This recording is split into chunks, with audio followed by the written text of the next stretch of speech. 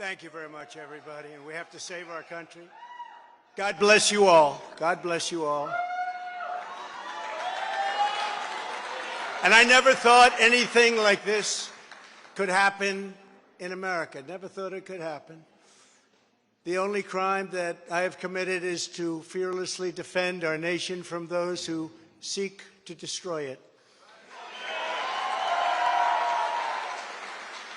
From the beginning, the Democrats spied on my campaign. Remember that? They attacked me with an onslaught of fraudulent investigations. Russia, Russia, Russia. Ukraine, Ukraine, Ukraine. Impeachment hoax number 1. Impeachment hoax number 2. The illegal and unconstitutional raid on Mar-a-Lago, right here.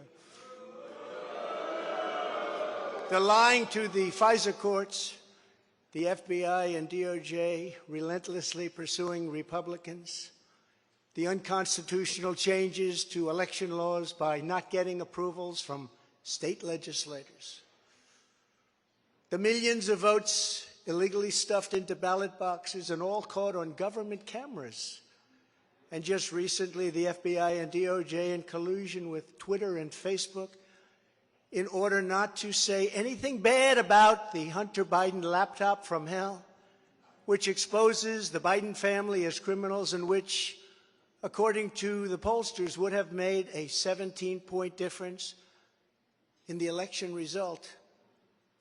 And we needed a lot less than that, like about 16.9. It would have been in our favor, not my favor, our favor, because our country is going to hell. And we remember the 51 intelligence agents who said Hunter Biden's laptop was Russian disinformation. It didn't exist. It was Russian disinformation. Remember that? And that was all confirmed strongly by the FBI when they all knew that it wasn't Russian disinformation. And so much more. Our elections were like those of a third world country. And now this massive election interference at a scale never seen before in our country, beginning with the radical left, George Soros-backed prosecutor Alvin Bragg of New York, who campaigned on the fact that he would get President Trump. I'm going to get him. I'm going to get him. This is a guy campaigning. He wanted to get President Trump at any cost, and this before he knew anything about me, didn't know a thing about me. He was campaigning. As it turns out, virtually everybody that has looked at this case, including rhinos and even hardcore Democrats, say there is no crime and that it should never have been brought. Never have been brought. Everybody. Even people that aren't big fans have said it. They said this is not the right thing to do. It's an insult to our country, as the world is already laughing at us for so many other reasons, like our open borders, our incompetent withdrawal from Afghanistan, where we left behind American citizens, $85 billion worth of the best military equipment in the world, lost 13 magnificent young lives, and far too many to mention that are so badly hurt with the loss of arms and legs and facial obliteration. The most embarrassing time in our country's history, in my opinion. Then our give up on energy independence and even energy dominance. We're going to be dominant within 6 months, more than any other nation ×2. We had this all just 3 years ago. Our raging crime statistics, if you look in Democrat-run cities, numbers the likes of which we have never seen before. The open threats by various countries of the use of nuclear weapons, something never mentioned or discussed by outside nations during the Trump administration, and which could very well lead under the Biden administration's leadership to an all-out nuclear World War III can happen. We're not very far away from it, believe it or not. an economy that has been crippled by the biggest inflation we have seen in more than 60 years, and a military that I used to defeat ISIS in 4 weeks. They said it would take 4 years. 4 weeks.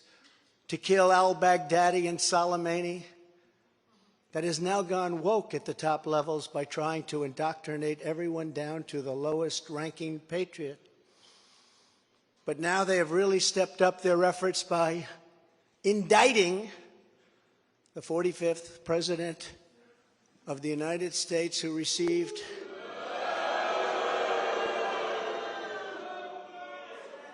$75 million votes, which is more than any sitting president in the history of our country.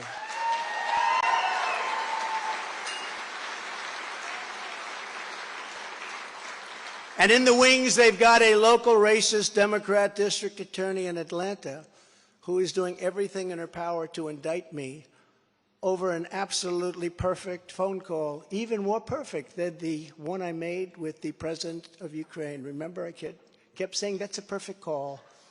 This one was more perfect. Nobody said, sir, you shouldn't say that. Many people on the phone were hung up in disgust because of something I inappropriately said, because nothing was said wrong. In fact, at the end of the call, we agreed to continue our conversation about election fraud, and election fraud specifically in Georgia, at a later time. Many people on the phone, including lots of lawyers, nobody found anything wrong with that perfect call until a book promotion tour many months later. All of a sudden they say, you know, I remember Trump making a call. Let's look at that. This fake case was brought only to interfere with the upcoming 2024 election, and it should be dropped immediately.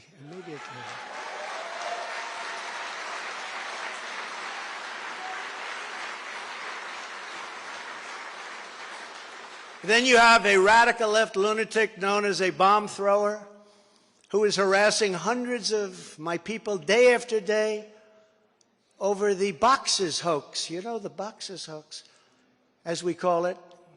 Just so everyone knows, I come under what's known as the Presidential Records Act, which was designed and approved by Congress long ago just for this reason.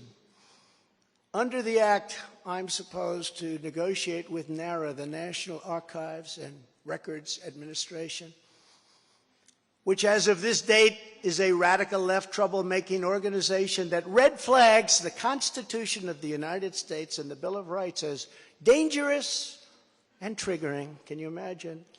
This is what we have to deal with. But there is no criminality under the Presidential Records Act. That is not what it's all about. We were negotiating in very good faith, proper way, in order to return some or all of the documents that I openly and in very plain sight brought with me to Mar-a-Lago from our beautiful White House, just as virtually every other president has done in the past. When FBI and DOJ officials with NARA were here, I told my lawyer to show them the very secure storage room in which they were locked. The FBI's sole request in writing was, could you please put another lock on the door? We immediately complied. It's a lot different than the Biden situation, isn't it? The next thing I know, we were raided by many gun-toting FBI agents who took whatever they wanted, including my passports and medical records. Everybody was in shock. Nobody had ever heard of such a raid before. We can't even believe it. Who would think that that could happen today? I immediately thought of the Fourth Amendment that protects against unreasonable search and seizure. But they did it anyway because our justice system has become lawless.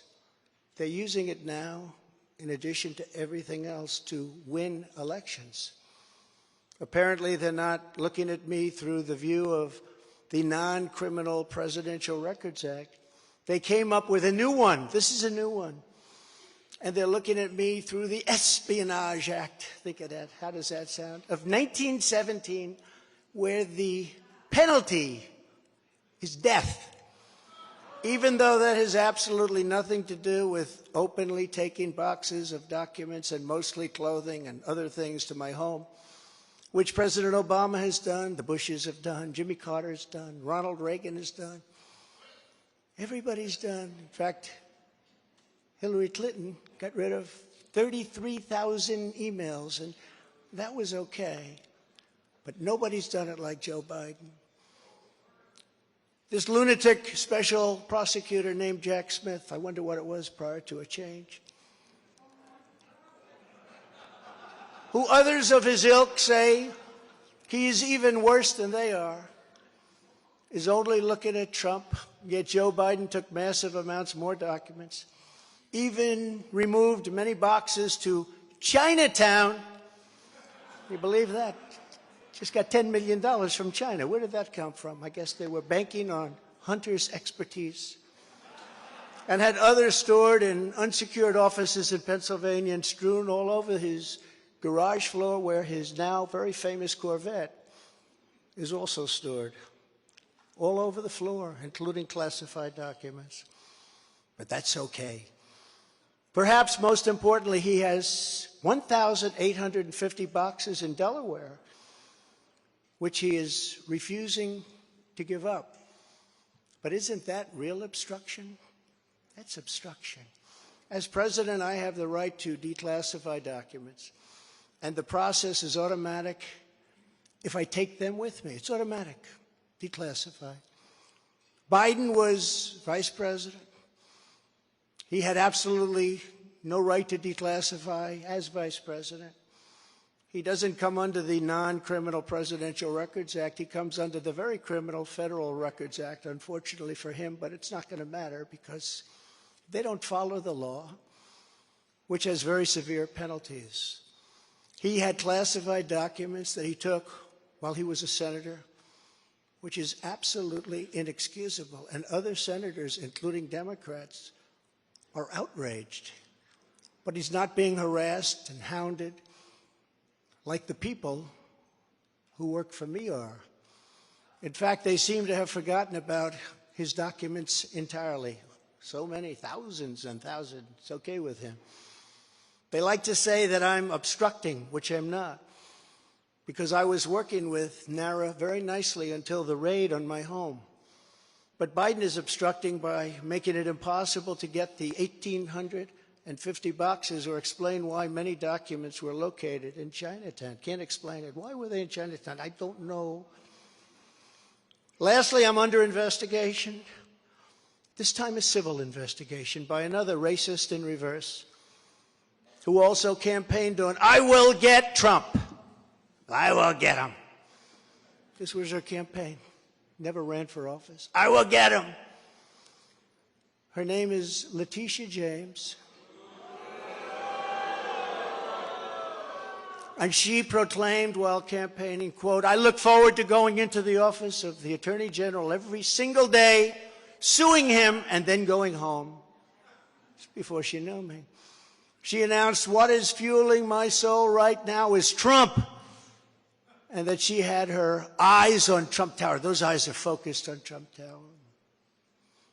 Didn't know the young lady. She even assured her supporters in an election promise that we're going to definitely sue him. We're going to be a real pain in the ass. He's going to know my name personally. Yeah. And then she claimed that I was an illegitimate president. Think of that. With all we did on energy, with all we did on the military, on taxes, biggest tax cuts in history, biggest regulation cuts in history, right to try, people able to get drugs now that aren't approved. Hopefully you don't have that problem.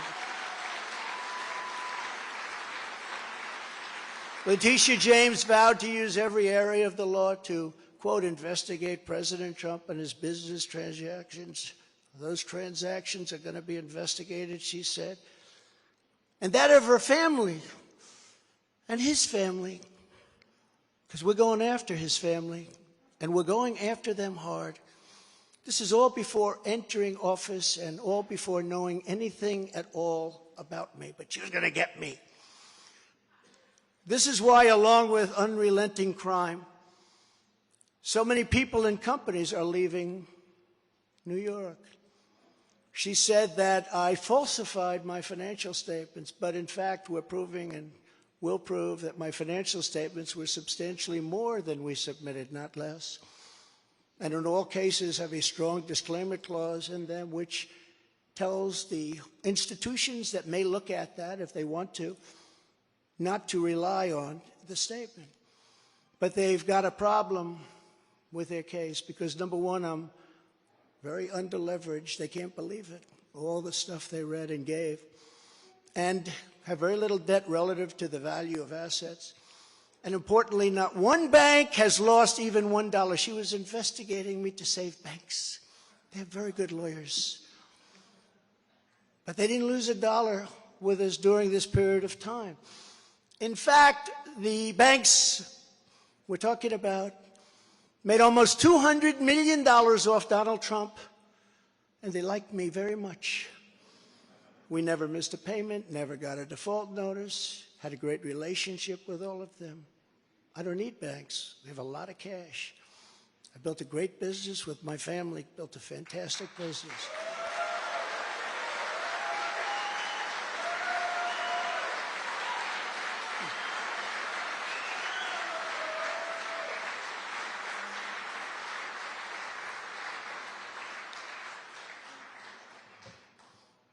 I have a son here who's done a great job, and I have another son here who's done a great job. Tiffany. And Ivanka. And Barron will be great someday. He's tall. He is tall, and he's smart. But I have a great family, and they've done a fantastic job, and we appreciate it very much. They've gone through hell.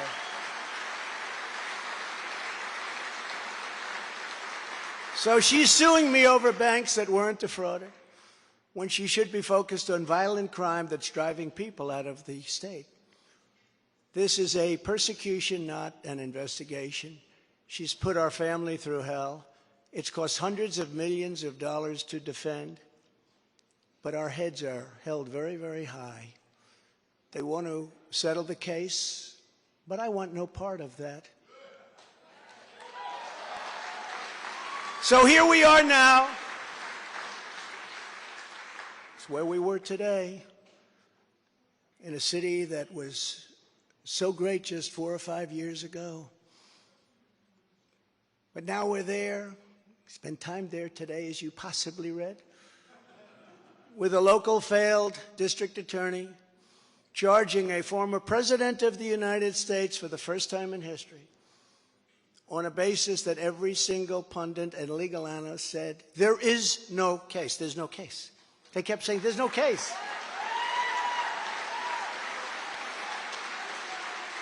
Virtually everyone. But it's far worse than that, because he knew there was no case. That's why last week he delayed for a month and then immediately took that back and threw this ridiculous indictment together.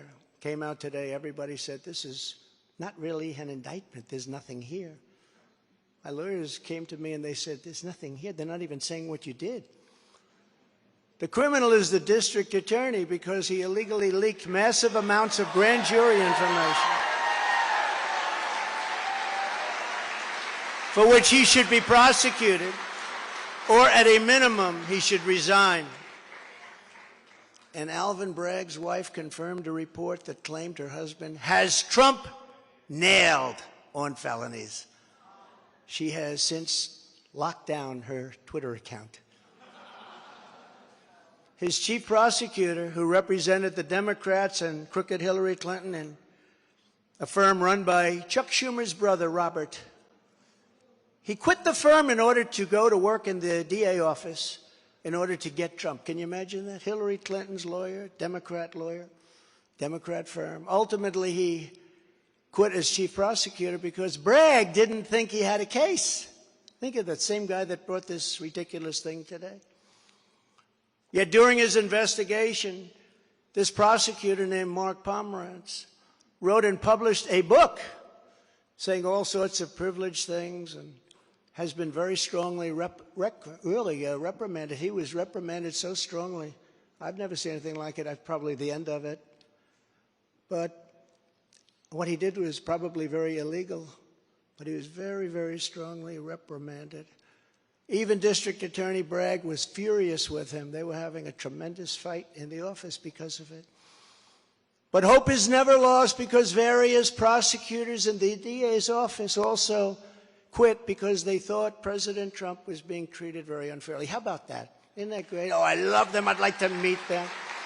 I'd like to meet them. The DA's office even had a web page. Meet the team of executives who have done this to President Trump. That was the title. Isn't that nice?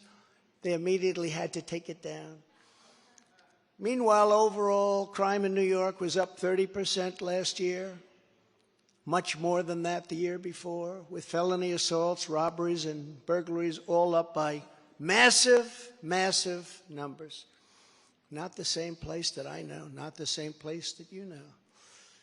And this is where we are right now. I have a Trump-hating judge with a Trump-hating wife and family whose daughter worked for Kamala Harris and now receives money from the Biden-Harris campaign, and a lot of it. We recently had another trial, and the same judge told the fine man who worked for me for many, many years that if you admit your guilt, you will be in jail for 90 days. But if you don't, if we go through a trial and you're found guilty, you're going away for 10 years and maybe longer, which for a 75-year-old man with a great family really means life. What the prosecutors and judge did to that man, I will never forget, because it's right out of the old Soviet Union. That's where we are. They said, you say anything about Trump, meaning that's bad, and you won't even have to serve the 90 days. You'll walk free. And they say that to many of my employees. We have this Jack Smith lunatic threatening people every single day through his representatives. They're threatening jail terms. But talk about Trump and you'll go free. This is where we are as a nation. Who would have thought? They can't beat us at the ballot box, so they try and beat us through the law. That's the country in which we live, however, right now. The USA is a mess. Our economy is crashing. Inflation is out of control. Russia has joined with China. Can you believe that? Saudi Arabia has joined with Iran. China, Russia, Iran, and North Korea have formed together as a menacing and destructive coalition. Would have never happened if I were your president. Would never have happened. Nor would Russia attacking Ukraine have happened. All of those lives would be saved. All of those beautiful cities would be standing. Our currency is crashing and will soon no longer be the world standard, which will be our greatest defeat, frankly, in 200 years. There will be no defeat like that. That will take us away from being even a great power. If you took the 5 worst presidents in the history of the United States and added them up, they would not have done near the destruction to our country as Joe Biden and the Biden administration have done.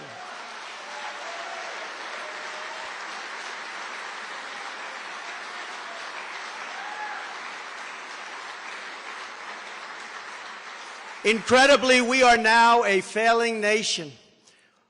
We are a nation in decline. And now these radical left lunatics want to interfere with our elections by using law enforcement.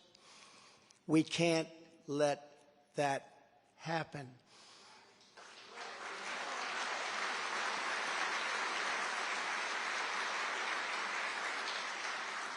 With all of this being said, and with a very dark cloud over our beloved country, I have no doubt, nevertheless, that we will make America great again. Thank you very much. And God bless you. And God bless America. Thank you very much, everybody. Thank you.